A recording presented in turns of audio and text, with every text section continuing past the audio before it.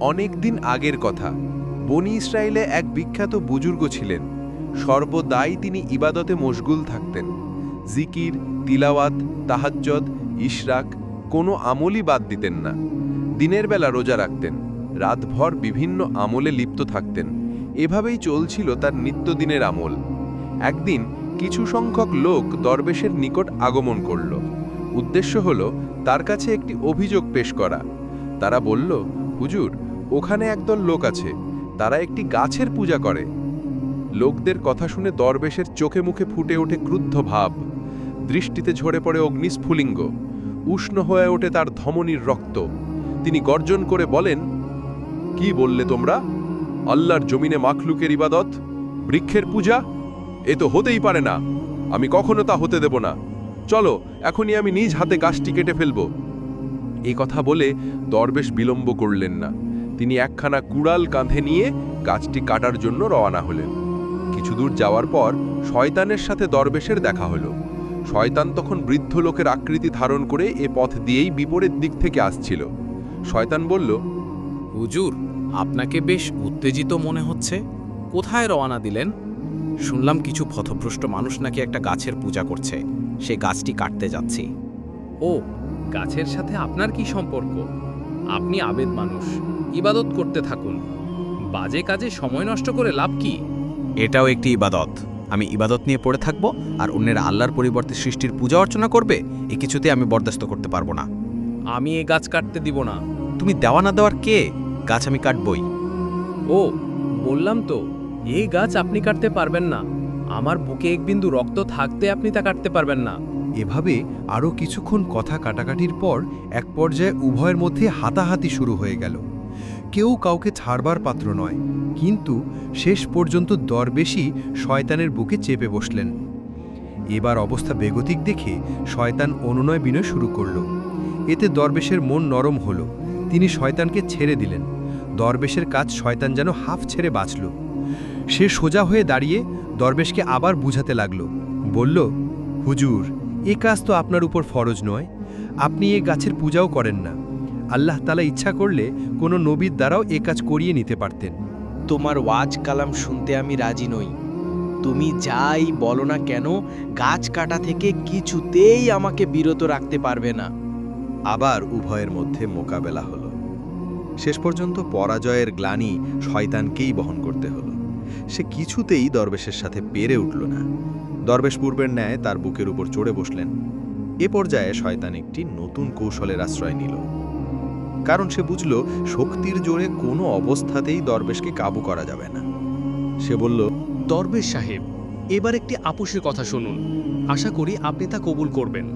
জনাব, আপনি একজন গরিব লোক। অভাব অনটন সবসময় লেগেই থাকে। কখনো না খেয়ে উপোস থাকেন, ছেলেমেয়েরা কান্নাকাটি করে। তাদের কান্নাকাটি আপনাকে অস্থির করে তোলে। এমত অবস্থায় আপনার আর্থিক সচ্ছলতা অনেক প্রয়োজন। আমি আপনার নিকট প্রতিশ্রুতি দিচ্ছি যে প্রতিদিন 3টি করে স্বর্ণমুদ্রা আপনার মাথার নিকট রেখে আসব। আপনি তা দ্বারা নিজের প্রয়োজন মিটিয়ে অন্যরা অনেক উপকার করতে পারবেন। গাছ কেটে লাভ কি? একটি কেটে ফেললে তারা অন্য একটি লাগিয়ে নেবে। শয়তানের কথা দরবেশের নিকট বেশ যুক্তিপূর্ণ মনে হলো। তিনি চক্রান্তের বেড়াজালে আবদ্ধ হলেন। অবশেষে গাছ না কেটে বাড়িতে ফিরে গেলেন। শয়তানের কথা মতো দরবেশ 2 দিন স্বর্ণমুদ্রা পেলেন, কিন্তু 3য় দিন আর পেলেন না। তিনি অনেকক্ষণ অপেক্ষা করলেন, অধীর আগ্রহে পথ পানে চেয়ে রইলেন, কিন্তু স্বর্ণমুদ্রা নিয়ে শয়তান এলো না। এমনকি কোথাও তার চিহ্ন পর্যন্ত দেখা গেল না। এতে দরবেশ সাহেব ভীষণ রাগান্বিত হলেন এবং এক পর্যায়ে কুড়াল কাঁধে নিয়ে আবার গাছ কাটতে রওনা দিলেন। পথিমধ্যে সেই বৃদ্ধ বেশি শয়তানের সাথে দরবেশের দেখা হলো। সে বলল, হুজুর, কোথায় রওনা দিলেন? সেই গাছটি কাটতে যাচ্ছি, কারণ তুমি আমাকে মিথ্যা প্রতিশ্রুতি দিয়েছ। 2 দিন স্বর্ণমুদ্রা দিয়ে তারপর তা বন্ধ করে দিয়েছ। সুতরাং যে কোনোভাবে আমি এ গাছ কেটেই ছাড়ব। আমি উহা কাটতে দেব না। আপনি কিভাবে গাছ কাটেন তা আমি দেখে নেব। অবশেষে উভয়ের মধ্যে সেদিনের মতো আজও লড়াই বাঁধল। সে কি তুমুল লড়াই! প্রত্যেকেই আপন প্রতিপক্ষকে ধরাশায়ী করার জন্য প্রাণপণ চেষ্টা চালিয়ে যাচ্ছে। খরচ করছে দেহের সর্বশক্তি। শেষ পর্যন্ত ফলাফল আজ উল্টো দিকে গেল। বিজয় মাল্য শয়তানি লাভ করল। সে লড়াইয়ের এক পর্যায়ে দরবেশের বুকে চেপে বসল।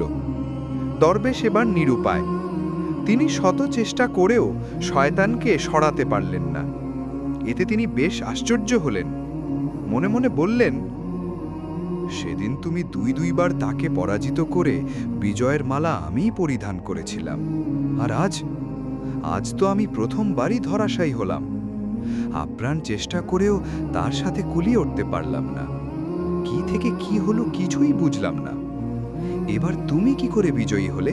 পরাজয়ের কারণ তো সুস্পষ্ট, কারণ পূর্বে আপনার রাগ ছিল আল্লাহর সন্তুষ্টি বিধানের জন্য, আর আজ আপনার রাগ হল স্বর্ণমুদ্রা লাভের জন্য, কাজেই পরাজিত হয়েছেন।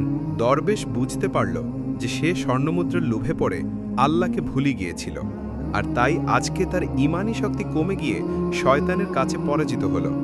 বন্ধুরা, আমরা এ থেকে শিক্ষা নিতে পারি যে কোনো কিছুর লোভে পড়ে যেন আমরা আল্লাহকে ভুলে না যাই। আমরা যা কিছু করব একমাত্র তারই সন্তুষ্টির জন্য। আল্লাহ আমাদের সবাইকে বোঝার তৌফিক দান করুন, আমিন। যারা আমার এই ছোট্ট চ্যানেলে নতুন, দয়া করে সবাই ফলো, সাবস্ক্রাইব করবেন এমন সুন্দর শিক্ষণীয় ভিডিও পেতে। আপনাদের সাথে নিয়ে অনেক দূর এগিয়ে যেতে চাই। এ বলে আমি মোহাম্মদ আলী হাসান আপনাদের থেকে বিদায় নিচ্ছি। সবাই ভালো থাকবেন আর ভালো রাখবেন আপনার প্রিয় মানুষজনকে। আল্লাহ হাফেজ। আসসালামু আলাইকুম।